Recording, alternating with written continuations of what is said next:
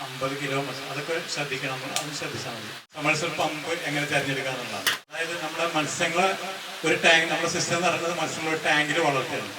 ഈ ടാങ്കിൽ വളർത്തുമ്പോൾ ആവുന്നതിന് മുമ്പായിട്ട് നമ്മൾ എന്ത് ചെയ്യണം? ഈ അമോണിയനെ നീക്കം ചെയ്യേണ്ടത് മോട്ടർ അല്ലെങ്കിൽ ഇടയ്ക്കിടയ്ക്ക് എടുത്ത് ക്ലീൻ ചെയ്യണം. പിന്നെ നമ്മൾ ശ്രദ്ധിക്കേണ്ടത് pH. അതിന്റെ pH വലിയൊരു പ്രശ്നമാണ്. വലിയ പാടായിരിക്കും.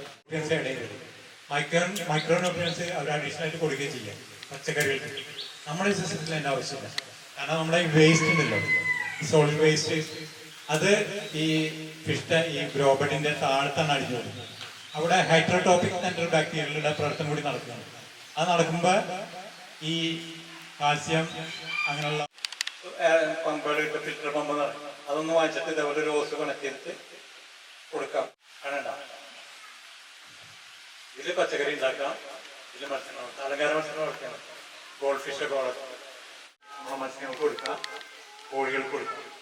അടിപൊളി തീറ്റയാണ്. തീറ്റ ചെലവ് കുറക്കാനുള്ള കാര്യം പറഞ്ഞാൽ അവര് കഴിക്കട്ടെ. കുറച്ച് നമ്മൾ മാത്രം കഴിച്ചാൽ പോരല്ലോ, അവര് വന്ന് കഴിക്കട്ടെ. ഞാൻ ഇവിടെ തുറന്നു വെച്ചിട്ടുള്ള തന്നെ കൊക്കുകൾക്ക് വന്ന് കഴിക്കാനും അതിനൊക്കെയാണ്. ഇങ്ങനെ ഓരോ വീട്ടുകാർ ചിന്തിച്ചു കഴിഞ്ഞാൽ നമ്മുടെ നാട് സ്വർഗം, ഉറപ്പൊരു സ്വർഗം.